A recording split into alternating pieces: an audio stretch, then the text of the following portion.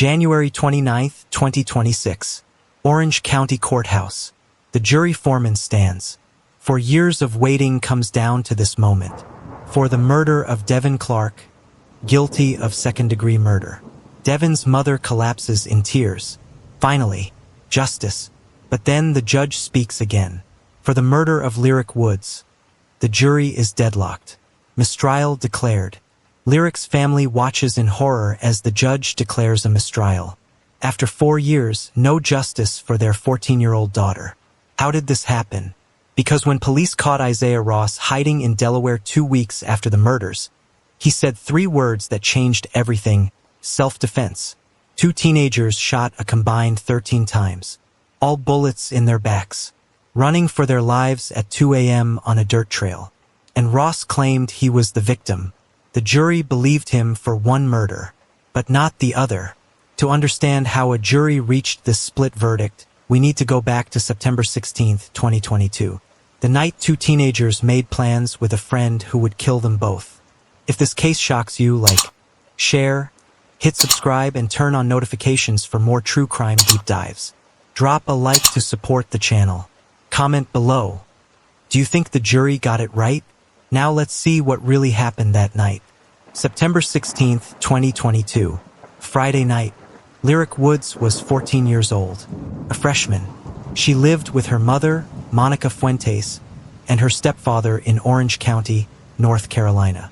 Devin Clark was 18, a senior at Eastern Alamance High School, a football player, 6'5", 240 pounds. His teammates called him a gentle giant. Around midnight that Friday, Lyric told her mother she was spending the night at a friend's house. Devin told his family he was going out with friends. Neither of them would ever come home. By Saturday morning, September 17th, their families were worried. Lyric wasn't answering her phone. Devin wasn't responding to texts. This wasn't like them. Lyric's mother, Monica, tried calling repeatedly. No answer. She reached out to Lyric's friends. Nobody had seen her. Nobody knew where she was. Devin's mother, Tiffany Concepcion, did the same. She called his friends. She checked his usual hangouts. She drove around the neighborhood looking for him. Nothing. By Saturday afternoon, both families were terrified. Something was wrong. They could feel it. Lyric's mother called the Orange County Sheriff's Office and filed a missing person report. Devin's mother did the same. 2 teenagers, both missing since Friday night.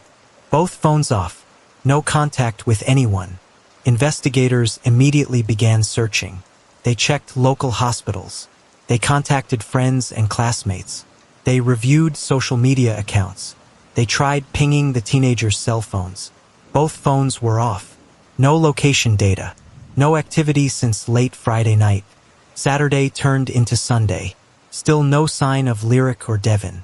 The families were desperate. Where were their children? Sunday afternoon, September 18, 2022, 2 men were riding ATVs on a trail off Buckhorn Road in Orange County. The area was remote, wooded. A power line easement ran through the property. People used the trail for off-roading and hiking, but it was isolated. No homes nearby, no street lights, just trees and dirt trails. Around 4 p.m., the ATV riders spotted something unusual in the brush near the trail. They slowed down, got closer, and then they saw it. 2 bodies, lying in the woods, partially concealed by vegetation. The riders immediately called 911. Orange County Sheriff's deputies arrived within minutes. They secured the scene. They approached the bodies carefully, and they made the identification that would devastate 2 families. Lyric Woods and Devin Clark. Both had been shot multiple times. Both were dead. The crime scene was brutal. Investigators found shell casings scattered across the area. They counted them carefully. 13 shell casings. But based on the number of gunshot wounds, investigators believed more shots had been fired, likely 20 rounds total. Some casings were never recovered. The bodies showed signs of a violent struggle. Both victims had been shot while running. The positioning of the wounds told the story. They were fleeing, trying to escape, running for their lives, and someone had chased them down and killed them. Forensic investigators began processing the scene.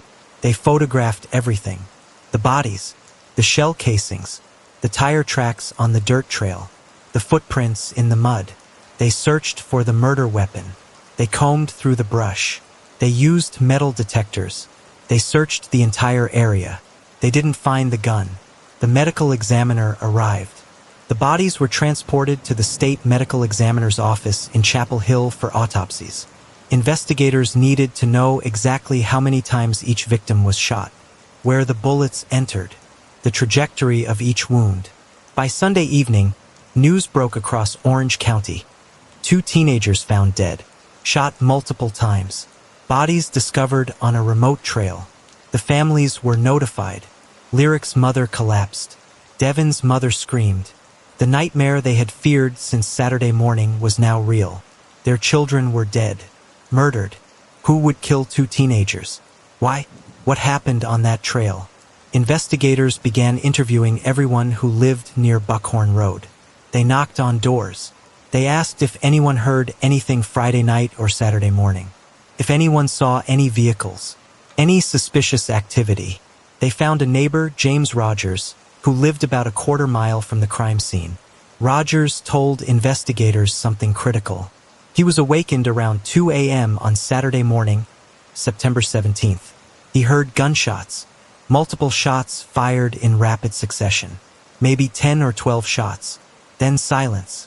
Rogers said he lay in bed listening. About 10 minutes passed. Nothing, just silence. Then he heard more gunshots.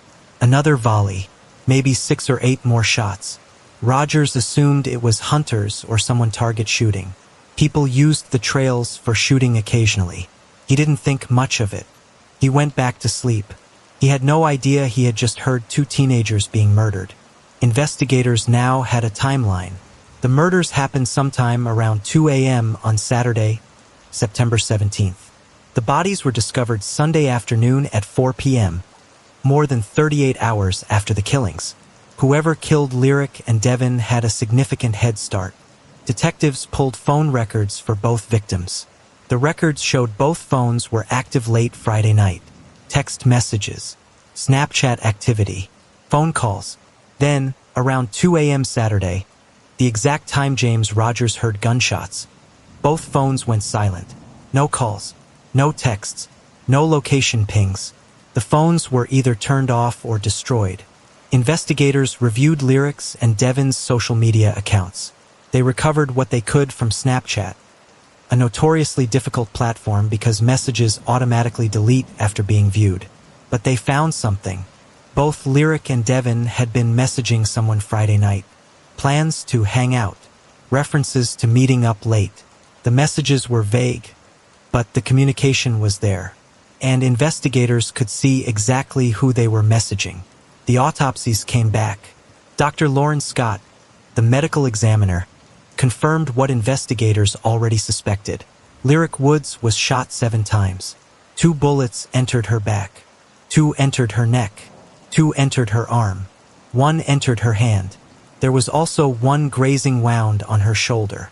The trajectory of the bullets showed she was running, moving away from the shooter, trying to escape.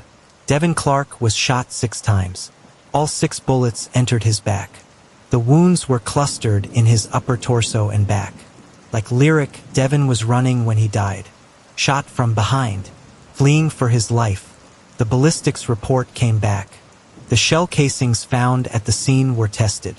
They matched a specific firearm, a 9mm handgun. Investigators ran the ballistics through databases. They got a hit.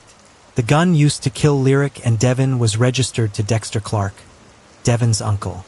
The gun had been reported stolen from his home in late August 2022. Now investigators had a critical piece of the puzzle. The murder weapon was Devin's uncle's stolen gun. Did Devin have the gun Friday night? Did someone take it from him? Was this a robbery gone wrong? Detectives re-interviewed Devin's family. Devin's uncle confirmed the gun was stolen from his home about 3 weeks before the murders. He filed a police report. He didn't know who took it. Devin's mother said she didn't know if Devin had access to the gun. She said Devin visited his uncle's house regularly. It was possible Devin knew where the gun was kept, but she couldn't confirm if Devin had taken it. Investigators were building a timeline. Friday night, midnight, Lyric and Devin go out. 2 a.m. Saturday, gunshots heard. Sunday afternoon, bodies discovered. They had physical evidence. Shell casings, ballistics, autopsy reports showing both victims were shot in the back while running. But they didn't have a suspect. Then they checked the phone records again, and they saw the name of the person both Lyric and Devin were messaging Friday night. Issiah Ross, 17 years old, a student at Eastern Alamance High School, the same school Devin attended. Detectives tried contacting Ross. He didn't respond. They went to his home. He wasn't there. They checked Ross's phone records, and what they found was chilling. Ross's phone was active Friday night. Normal activity, text messages, Snapchat. Then, around 2 a.m. Saturday, the exact same time Lyric's and Devin's phones went silent.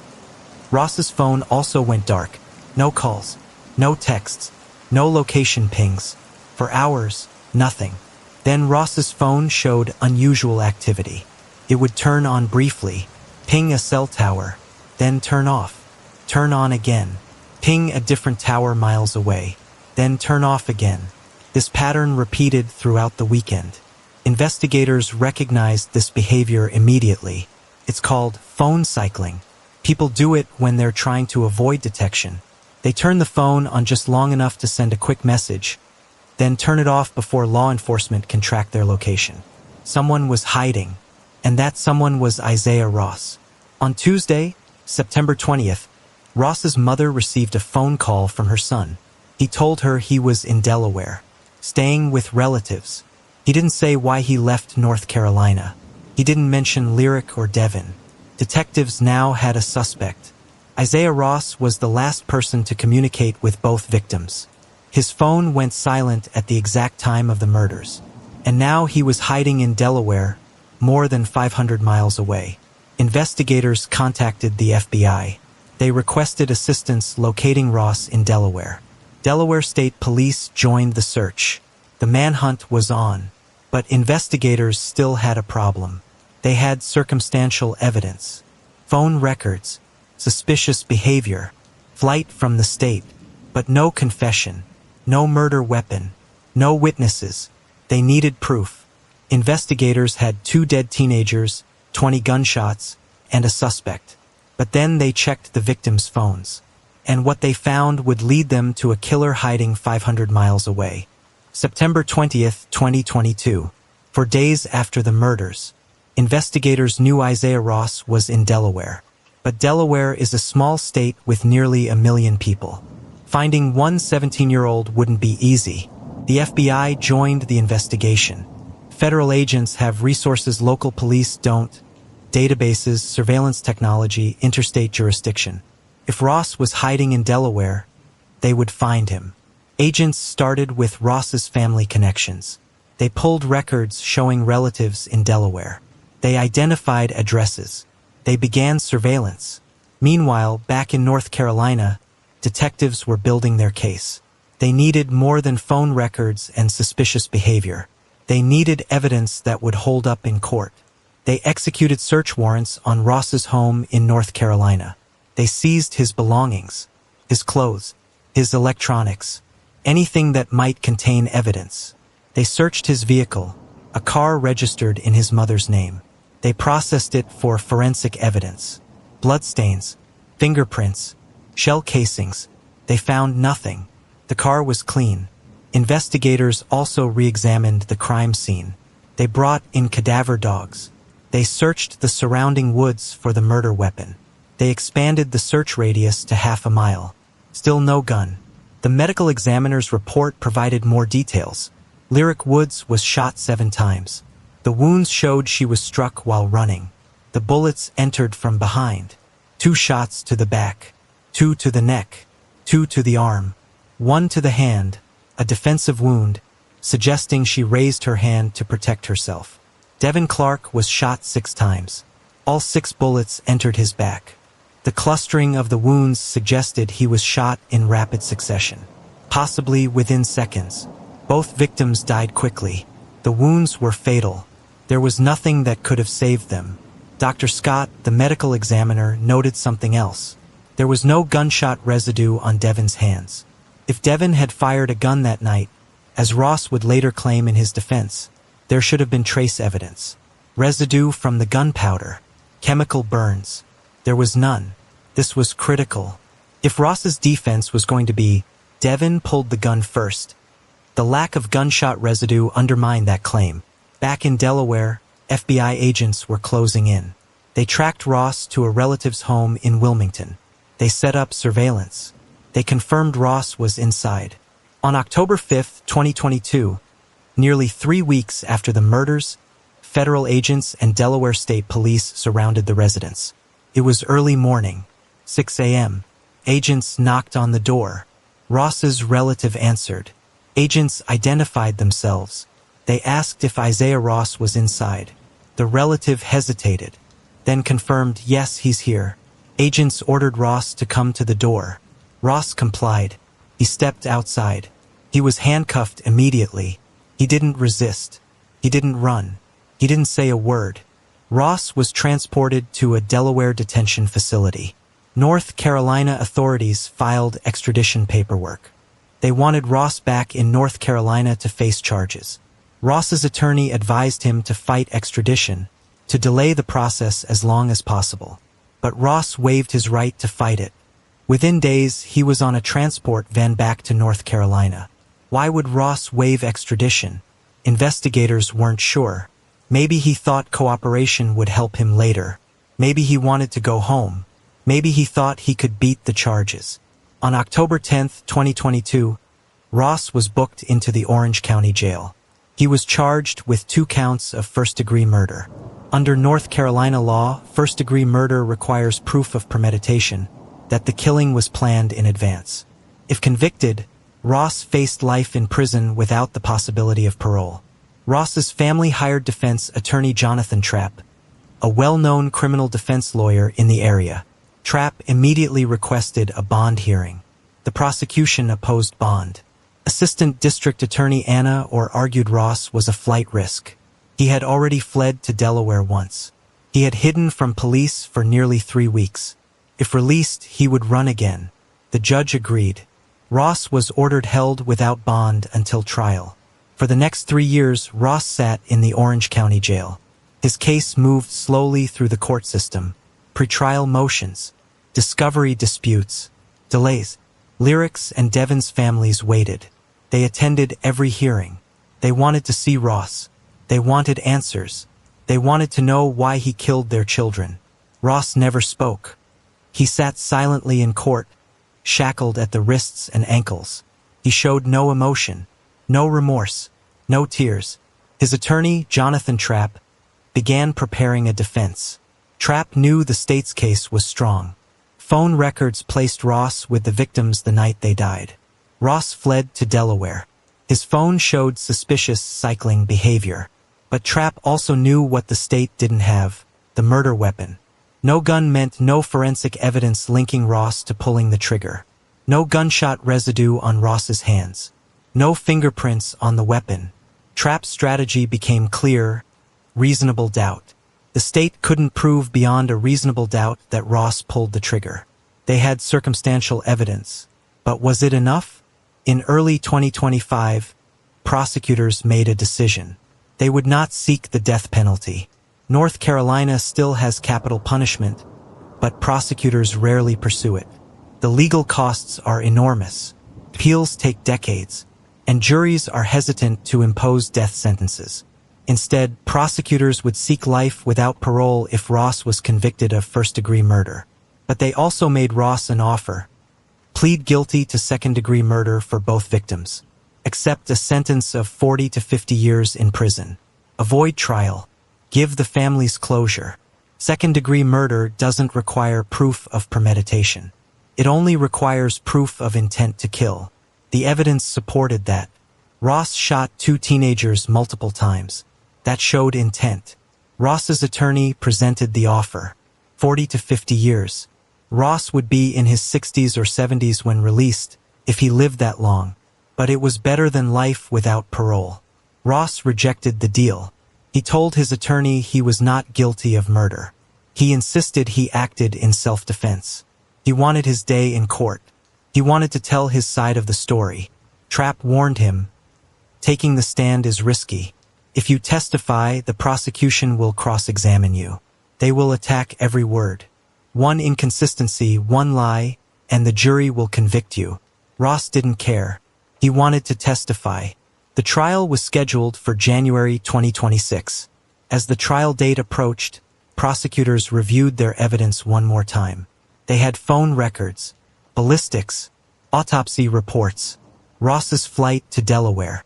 But they still had one major problem: no confession. Ross hadn't talked.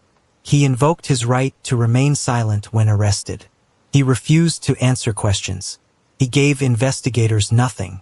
Without a confession, the case was entirely circumstantial. Strong circumstantial evidence, but still circumstantial. Then, on October 19, 2022, 2 weeks after Ross's arrest, an investigator received a phone call. A man named Christian Sykes wanted to talk. He said he had information about the Lyric Woods and Devin Clark murders. He said Issiah Ross had confessed to him. Ross was arrested October 5th, but he wasn't talking. Investigators had circumstantial evidence but no confession, no murder weapon, no witnesses, until 2 weeks later, someone came forward with information that would change everything. October 19, 2022, Orange County Sheriff's Office. Christian Sykes walked through the front doors and asked to speak with a detective. He said he had information about the murders of Lyric Woods and Devin Clark. Detectives brought Sykes into an interview room. They turned on the recording equipment, and Sykes told them something that would become the centerpiece of the prosecution's case. Issiah Ross had confessed to him. Sykes explained his relationship with Ross. They weren't close friends. They were acquaintances. Sykes would occasionally give Ross rides when Ross needed transportation. Sometimes Ross would be at work and Sykes would pick him up and drive him home. Nothing more than that. On September 17, 2022, the day after the murders, Sykes said Ross contacted him via Snapchat. Ross asked if Sykes could give him a ride. Sykes agreed. When Sykes picked Ross up, Ross seemed different. Nervous, anxious. He kept checking his phone. He kept looking over his shoulder. He barely spoke. Sykes asked if everything was okay. Ross didn't answer directly. Then, during the ride, Ross started talking. According to Sykes, Ross said he had done something bad. Really bad. He said he was in trouble. He said he needed to leave town. Sykes asked what happened. Ross hesitated. Then he said it. "I shot Devin and Lyric." Sykes said he was shocked. He didn't believe it at first. He thought Ross was joking, testing him, seeing how he would react. But Ross wasn't joking. He was serious. Ross told Sykes what happened Friday night. He said he picked up Devin and Lyric around midnight. They drove around for a while. Then they went to a remote area off Buckhorn Road. Ross said an argument broke out. According to Ross, Devin pulled a gun. Ross said he wrestled the gun away from Devin, and then he shot both Devin and Lyric. Sykes asked why Ross shot Lyric. Ross said she saw everything that happened. He couldn't let her live. She would have told police. So he killed her too. Ross told Sykes he left the bodies in the woods where nobody would find them. He said he drove away. He thought he had gotten away with it. But then the bodies were discovered Sunday afternoon. News broke. Police were investigating. And Ross knew they would come looking for him. Ross told Sykes he was planning to flee to Delaware. He had relatives there. He would lay low. He would wait until things cooled down. Then maybe he could come back. Sykes said he didn't know what to do. He was scared. He didn't want to be involved. He didn't want to be charged as an accessory. But he also knew 2 teenagers were dead. Their families deserved justice. After dropping Ross off, Sykes went home.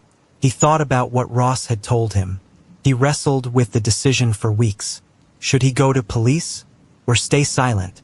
On October 19th, more than a month after the murders, 2 weeks after Ross's arrest, Sykes made his decision. He went to police. Detectives recorded the entire interview. They asked Sykes detailed questions. They pressed him on specifics. Are you sure Ross said he shot both Devin and Lyric? Yes. Are you sure Ross said he dumped the bodies in the woods? Yes. Are you sure Ross said he was fleeing to Delaware? Yes. Detectives asked why Sykes waited so long to come forward. Sykes admitted he was scared. He didn't want Ross to find out he talked to police. He didn't want to be involved. But his conscience wouldn't let him stay silent. Investigators believed Sykes. His story matched the physical evidence. The timeline fit. The location fit. Ross did flee to Delaware just like Sykes said he would. Armed with Sykes's testimony, prosecutors had what they needed. A confession. It wasn't a confession directly to police. It wasn't recorded. It happened via Snapchat, a platform that automatically deletes messages. There was no written record, but it was a confession nonetheless. And it would be the prosecution's strongest piece of evidence. Ross's defense attorney, Jonathan Trapp, immediately recognized the problem. Christian Sykes's testimony was devastating. If the jury believed Sykes, Ross would be convicted. Life in prison without parole. Trapp's job was to destroy Sykes's credibility.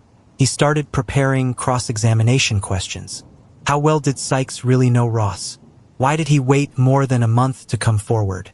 Was he getting anything in exchange for his testimony?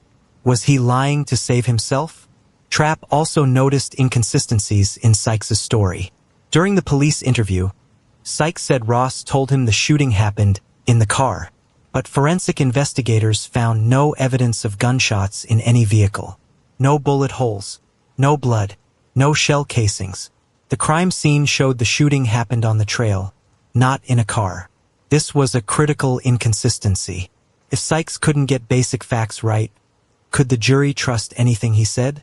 For the next 3 years, both sides prepared for trial. Prosecutors refined their case. They prepared Christian Sykes to testify. They prepared the medical examiner. They prepared forensic experts. Defense attorney Trapp prepared Ross to testify.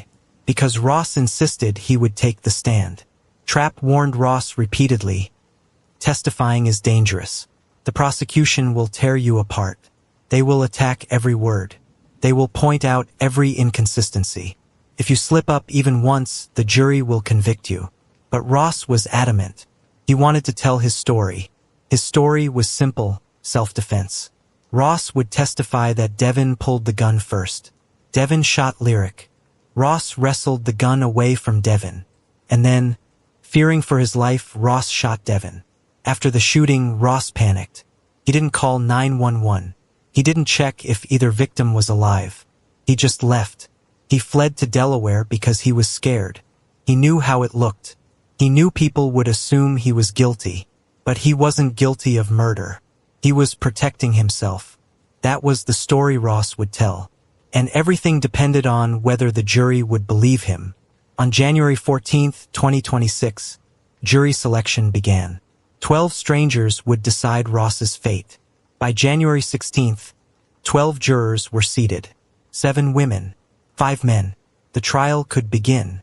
On January 17, 2026, opening statements began. Assistant District Attorney Anna Orr stood before the jury. She introduced the case. She told the jury about Lyric Woods and Devin Clark. 2 teenagers, 2 lives cut short, 2 families destroyed. Orr explained the evidence the state would present. Phone records showing Ross was the last person to communicate with Lyric and Devin before they died. Ballistics evidence showing both victims were shot with a stolen 9mm handgun. Testimony from Christian Sykes describing Ross's confession. And Ross's own behavior. Fleeing to Delaware, hiding from police, lying to friends about what happened. Or told the jury the evidence would prove beyond a reasonable doubt that Issiah Ross murdered Lyric Woods and Devin Clark. Not in self-defense, not in the heat of passion, but with premeditation and malice. Ross drove 2 teenagers to a remote location. He shot them. He left their bodies in the woods. And he ran. Orr ended her opening statement with a direct appeal. The evidence will show that Issiah Ross is guilty of first-degree murder. We ask you to hold him accountable. Defense attorney Jonathan Trapp stood for his opening statement. He acknowledged the tragedy.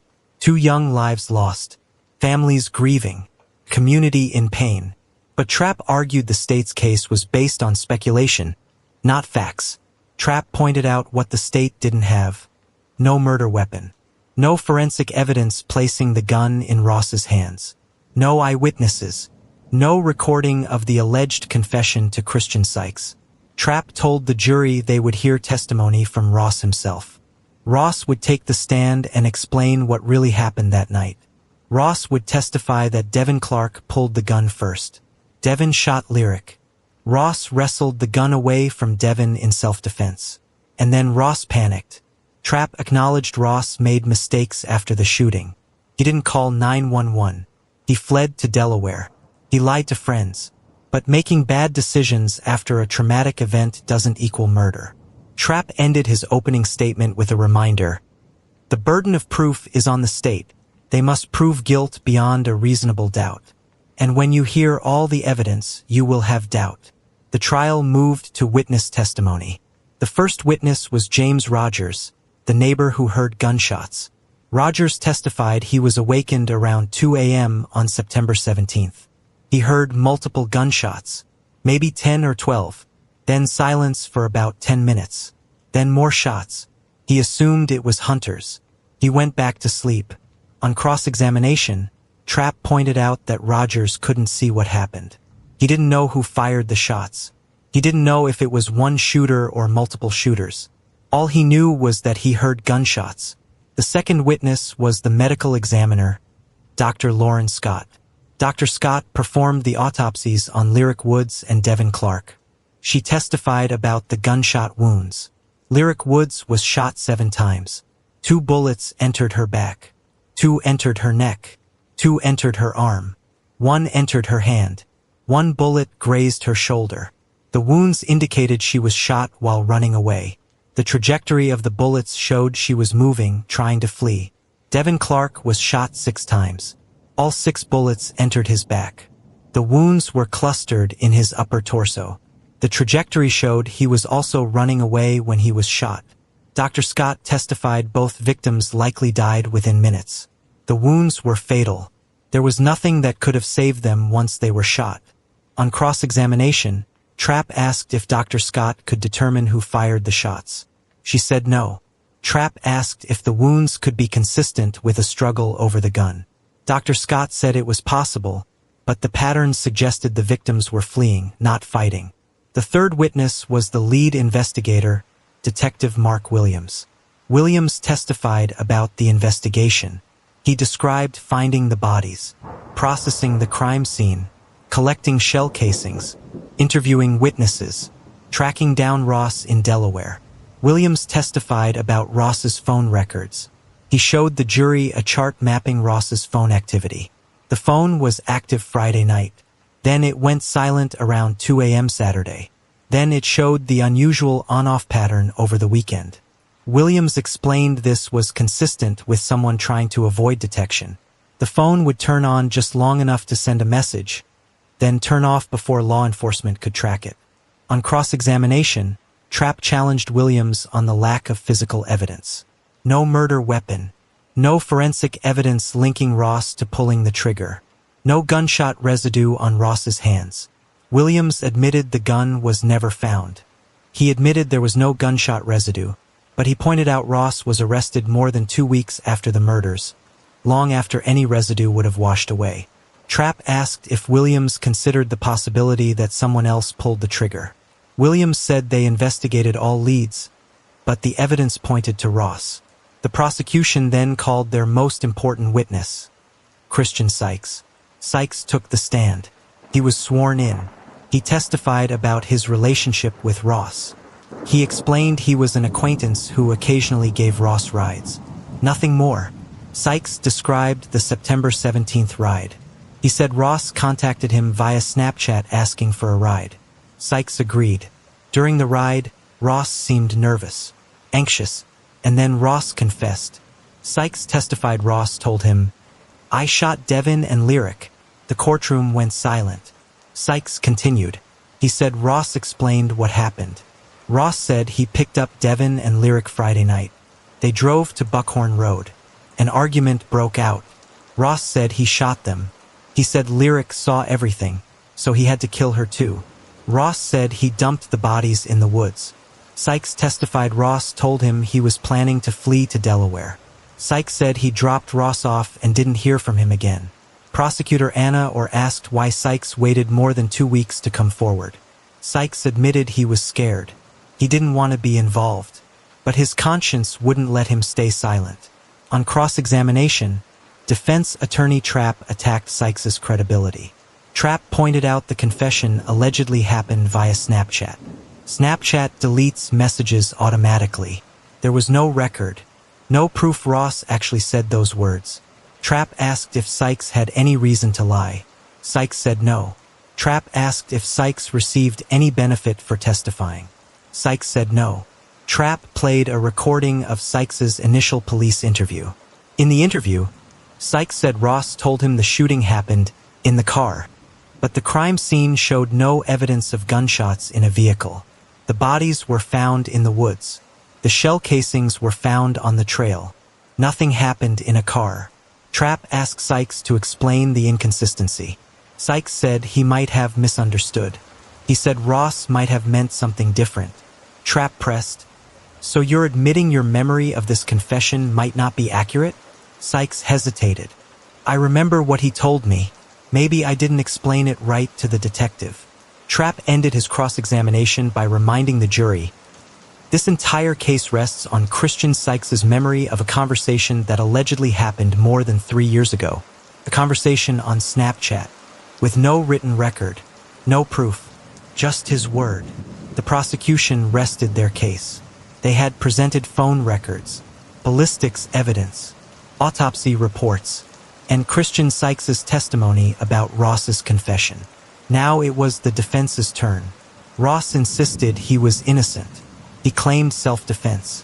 And on January 21, 2026, he would finally get his chance to tell his side of the story. But what the jury would decide would leave one family with justice and another with nothing. If you're still watching, you're clearly interested in real cases told in full. Like, share, subscribe now, and hit that notification bell so you don't miss what comes next. Wednesday, January 21st, 2026. Day 3 of trial. The prosecution rested. They had presented their entire case. The crime scene, the autopsies, the phone records, the confession to Christian Sykes. They had painted a picture of a cold-blooded killer who executed 2 teenagers and fled to Delaware. Now it was the defense's turn. Attorney Jonathan Trapp stood and made an announcement that shocked the courtroom. "Your Honor, the defense calls Issiah Ross." Ross was going to testify, in his own defense, against his lawyer's usual advice. This was a massive risk. If Ross took the stand, he would face cross-examination from prosecutors. Every word he said could be used against him. One slip, one inconsistency, one moment of doubt, and the jury could convict him of first-degree murder. Life in prison without parole. But Ross wanted to tell his story. He walked to the witness stand. He was sworn in. He sat down. Judge Stephanie Reese reminded him he had the right to remain silent. But if he chose to testify, he must answer all questions truthfully. Ross said he understood. Defense attorney Trapp began the questioning. He started with background. Where was Ross from? When did he move to North Carolina? How did he meet Devin Clark? Ross testified he was 16 when he moved to North Carolina. He enrolled as a sophomore at Eastern Alamance High School, the same school Devin attended. That's where they met. They weren't best friends, but they hung out occasionally. They had mutual friends. They knew each other. Trapp asked about Christian Sykes. How did Ross know him? Ross described Sykes as an acquaintance who gave him rides when he needed them. Nothing more. Sometimes Ross would be at work and Sykes would give him a ride home. It was basic. Nothing deep. Then Trapp got to the critical question. What happened on the night of September 16, 2022? Ross testified that he, Devin, and Lyric had made plans to hang out that Friday night. They communicated via Snapchat. Around midnight, Ross picked them up. They drove around for a while. Nothing unusual. Around 2 a.m., they drove to a remote area off Buckhorn Road. Ross testified he needed to use the bathroom, so they pulled over near the power line easement. He got out of the car. Ross said Devin and Lyric also got out. According to Ross, they started arguing. The argument escalated. Ross testified he was standing away from them when suddenly Devin pulled out a gun. Ross claimed Devin shot Lyric. "I was shocked," Ross testified. "Honestly, I didn't want to believe what was happening." Ross said after Devin shot Lyric, Devin turned the gun on him. Devin pointed the gun at Ross's face and said, "You know what time it is. I'm going to kill you." Ross testified he had no choice. It was life or death. If he didn't act, he would be dead. Ross said he lunged at Devin. They wrestled for the gun. Ross managed to get control of the weapon. And then, fearing for his life, Ross fired. He shot Devin multiple times. Ross testified that, after the shooting, he panicked. He didn't know what to do. He didn't call police. He didn't check if Devin or Lyric had a pulse. He just left. He got back in the car and drove away. Trapp asked why Ross fled to Delaware after the murders. Ross said he was scared. He knew police would be looking for him. He knew it looked bad. But he insisted he acted in self-defense. He didn't murder anyone. He was protecting himself. The defense rested after Ross's testimony. They presented no other evidence. No forensic experts. No alternative witnesses. The entire defense case rested on one person's word: Issiah Ross. Now came the moment Ross had been dreading. Cross-examination. Assistant District Attorney Anna Orr stood. She approached the witness stand with a stack of documents. She looked directly at Ross, and she began dismantling his story piece by piece. Orr started with a simple question. "After the shooting, did you check if Lyric or Devin had a pulse?" Ross admitted he did not. Or asked why not. If this was self-defense, if Ross truly believed Devin was the aggressor, why didn't he check if either victim was still alive? Why didn't he call 911? Why didn't he try to save Lyric, who, according to his story, had just been shot by Devin? Ross said they appeared dead. He said he panicked, or pulled out phone records. She displayed Snapchat messages Ross sent to a group chat that included both Ross and Devin. The messages were timestamped 3:52 a.m. on September 17th, hours after Devin was already dead. Or read the messages aloud. "I'm slump," meaning sleeping, according to Ross, and he tagged Devin saying he didn't have a wheel. A car, Ross testified, because his mother wouldn't let him. Or asked Ross, "Did you know Devin was dead when you sent those messages?" Ross admitted he did. Or read more messages from throughout the weekend. The group chat wondered where Devin was. Friends asked if anyone had seen him. Eventually, news broke that Devin was dead. Ross sent messages like, "I can't believe this," "Devin missing," and "This is crazy." Or asked Ross, "You were pretending to be surprised that Devin was missing, even though you knew he was dead because you killed him. Isn't that right?" Ross said he was scared. He didn't know what to do. Or moved to the confession to Christian Sykes. She asked Ross directly, "Did you tell Christian Sykes that you killed Devin and Lyric?" Ross denied it. He said Sykes misunderstood. He said the conversation was through Snapchat, which automatically deletes messages, so there was no record. He said Sykes twisted his words. Or asked about the phone's on-off cycles. The deliberate lockdown behavior investigators found suspicious. Ross said he didn't remember doing that. He said maybe his phone was malfunctioning, or pointed out that Ross fled to Delaware immediately after the murders. He stayed there for more than 2 weeks. He didn't turn himself in. He had to be tracked down by the FBI. Ross said he was scared. He knew police were looking for him. He knew people would assume he was guilty. Ross's testimony concluded. He stepped down from the witness stand. The defense rested. Judge Reese called a recess. When court resumed, closing arguments would begin. Ross stepped down from the witness stand. He had told his story. Self-defense. Devin pulled the gun first. Ross was the victim. The prosecution had attacked every word. Now both sides would make their final arguments. And 12 strangers would decide whether Ross was a murderer or a teenager who made a tragic mistake. What they decided would shock both families. Thursday, January 22nd, 2026. Final day of testimony. The courtroom was packed. Families on both sides, reporters, community members who had followed the case for 4 years. Everyone knew the end was near. Before closing arguments, defense attorney Jonathan Trapp made a motion to dismiss all charges. He argued the state had not proven beyond a reasonable doubt that Ross committed murder. He argued there was evidence of self-defense. He argued the jury should not even deliberate. Judge Stephanie Reese denied the motion. The case would go to the jury. Closing arguments began. Jonathan Trapp went first. He stood before the jury and acknowledged the tragedy. 2 young lives lost. Devin Clark and Lyric Woods. Gone too soon. Families destroyed. Community shaken. But Trapp argued the state had not proven Ross was guilty of murder. Trapp pointed to the lack of physical evidence. No gun recovered. No forensic evidence directly linking Ross to pulling the trigger.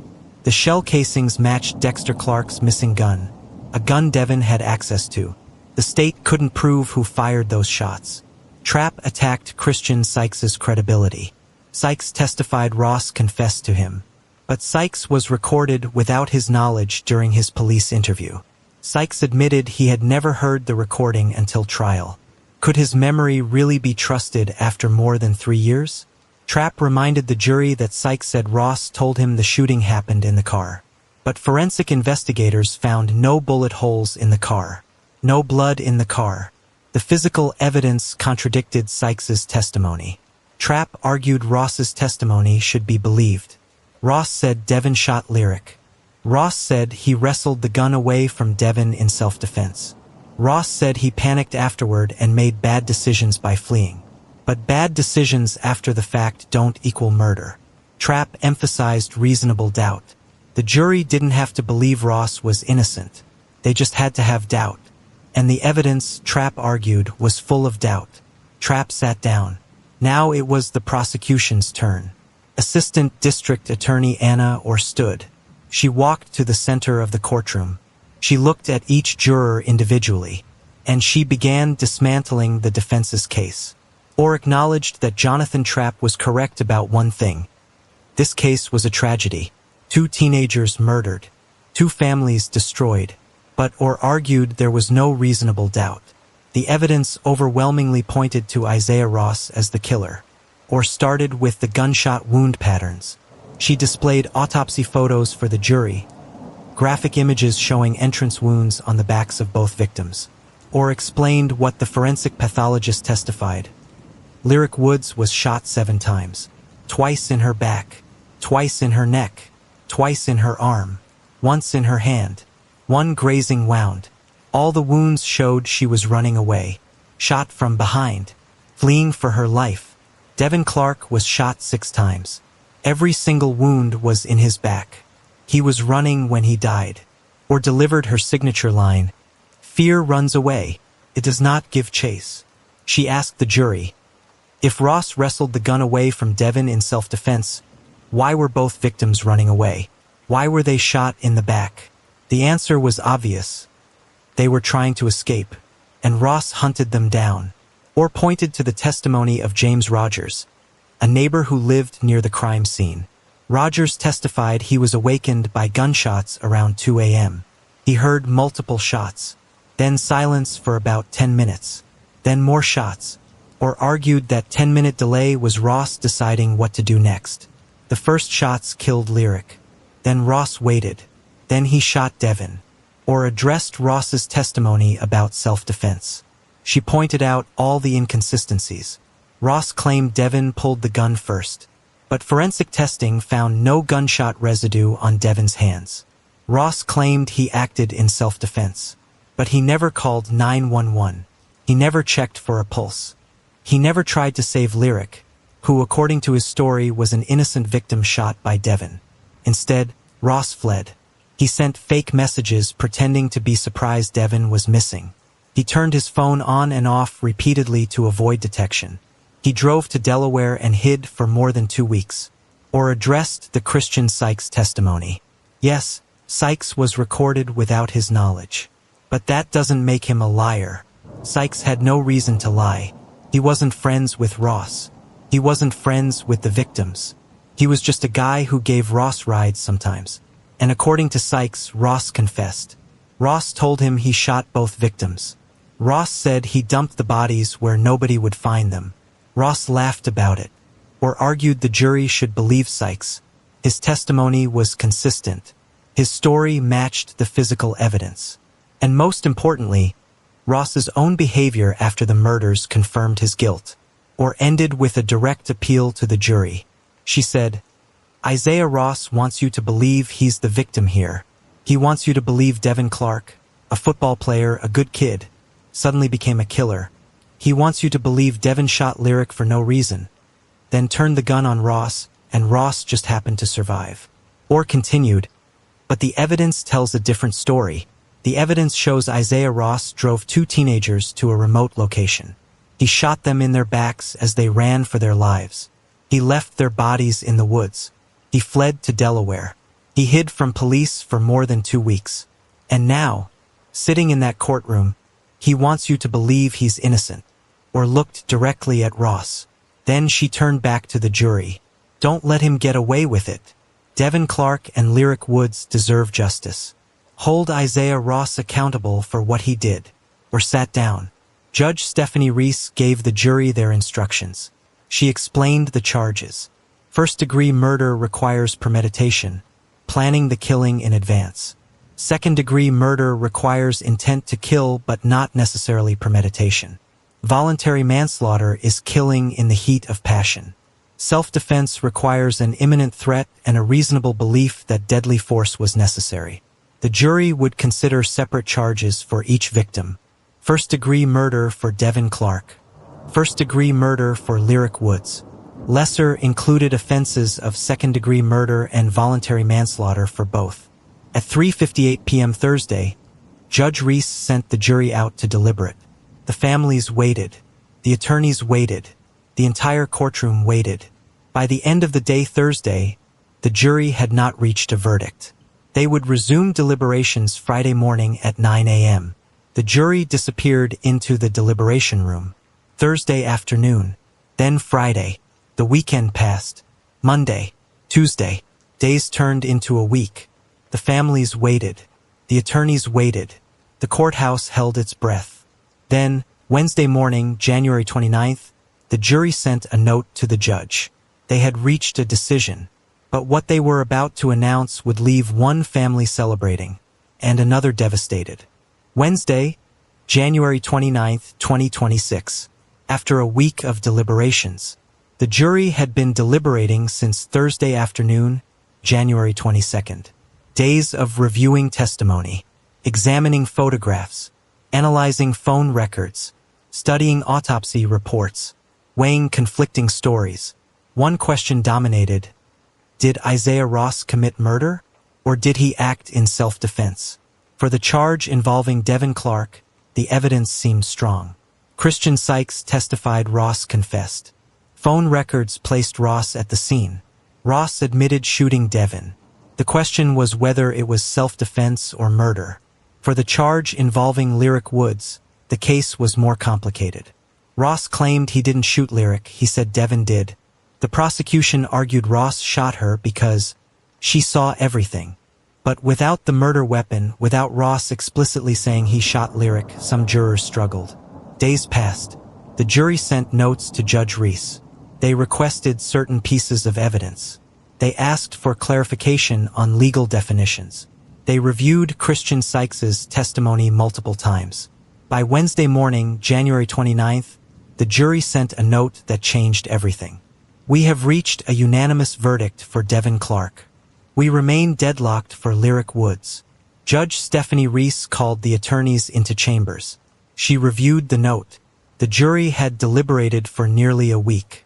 They had tried to reach a unanimous decision on both charges, but they couldn't agree on Lyric Woods. The prosecution and defense conferred. They agreed to accept a partial verdict. The jury would announce their decision on Devin Clark. The charge involving Lyric Woods would be declared a mistrial. The courtroom filled. Families took their seats. Devin Clark's mother, Tiffany Concepcion, sat with relatives. holding hands. Lyric Woods' family sat across the aisle, bracing for whatever came next. Judge Reese brought the jury back. She reminded everyone in the courtroom, there will be no reaction to the jury's verdict, whether good or bad. Anyone who reacts will be taken into custody. The jury foreman stood. For the charge of first-degree murder of Devin Clark, not guilty. For the charge of second-degree murder of Devin Clark, guilty. Issiah Ross showed no emotion. Devin's mother collapsed in tears. For years of waiting, finally, a conviction. Judge Reese then addressed the charge involving Lyric Woods. She announced the jury was deadlocked. After nearly a week of deliberation, they could not reach a unanimous verdict. She declared a mistrial. Lyric's family sat in stunned silence. One killer, 2 victims, only one conviction. Judge Reese immediately moved to sentencing for the Devin Clark conviction. Under North Carolina law, second-degree murder carries a sentencing range. Ross faced a minimum of 240 months, 20 years, and a maximum of 300 months, 25 years. Judge Reese sentenced Ross to the statutory range, 241 months minimum to 300 months maximum, 20 years to 25 years in prison. Ross would receive credit for time already served since his arrest in October 2022. He was also ordered to undergo a psychological evaluation. Ross was led out of the courtroom in handcuffs. Devin Clark's family addressed reporters outside the courthouse. A cousin spoke about Devin's kind nature. It happened when I was 18, and no 18-year-old should have to deal with something like that. I can't even hear his voice anymore, and it hurts. He was the glue of our friend group and made sure we all stuck together. He was taken away so early, and it still doesn't feel real. I am deeply hurt by this. Another family member said, Devin and Lyric's lives mattered. We will forever remember Devin and Lyric. Lyric's family expressed devastation at the mistrial. After 4 years, they had hoped for justice.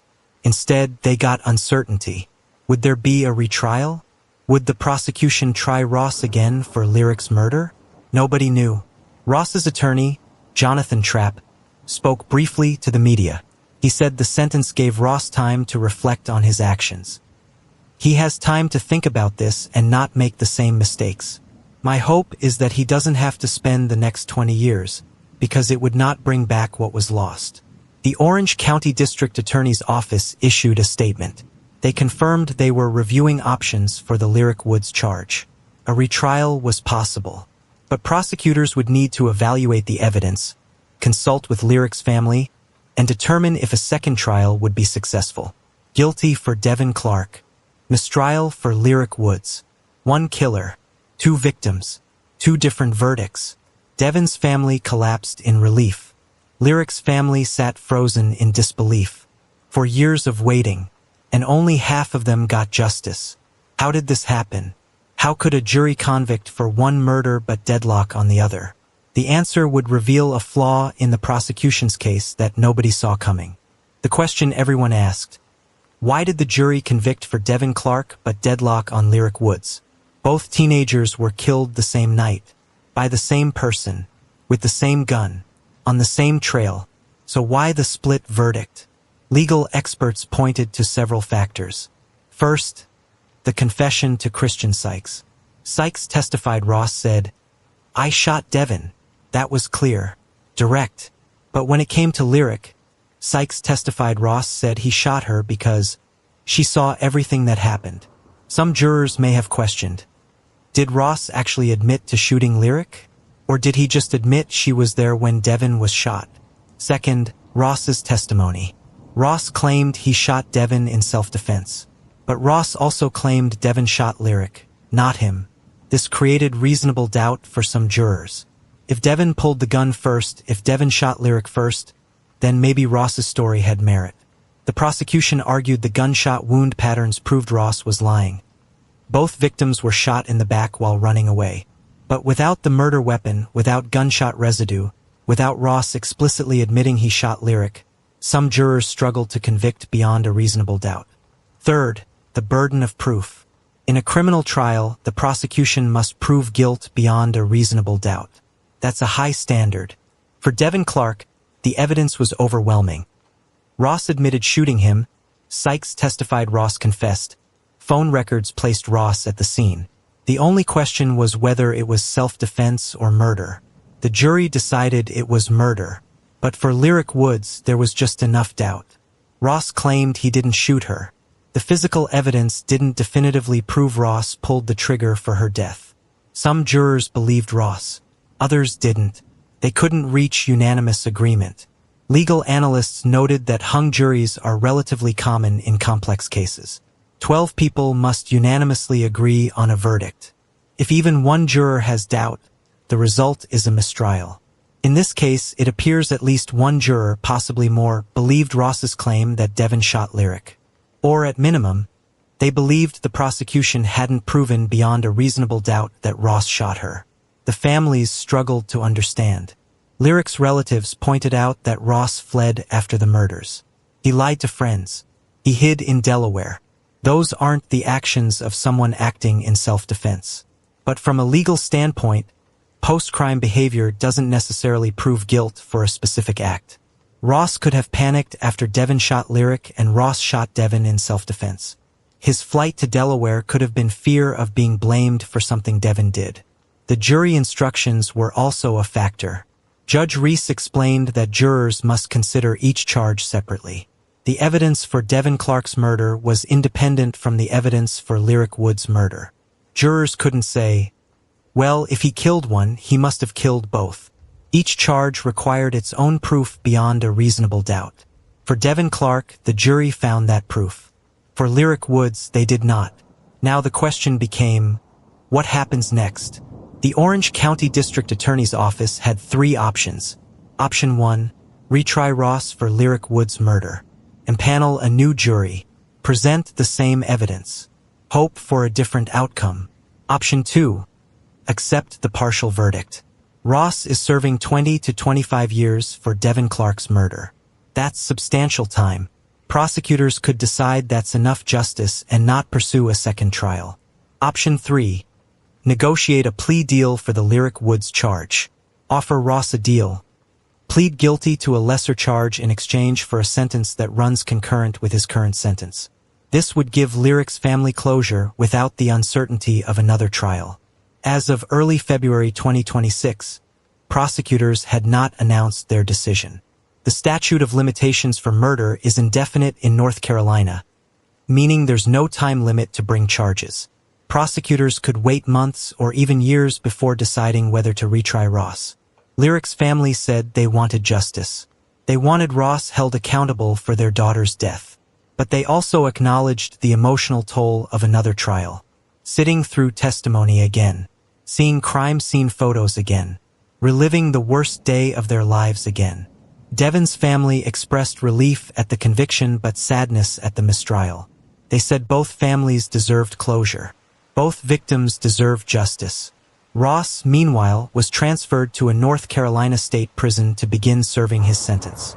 At 21 years old, he would be eligible for release at age 41, if he serves the minimum 20 years.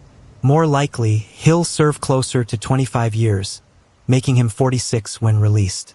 The mistrial left one critical question unanswered. Would prosecutors retry Ross for Lyric's murder? Or would they accept the 25-year sentence and let it go? As of February 2026, no decision had been made. Lyric's family waited. Again. But beyond the courtroom, beyond the verdicts, beyond the legal battles, this case had already changed something permanent.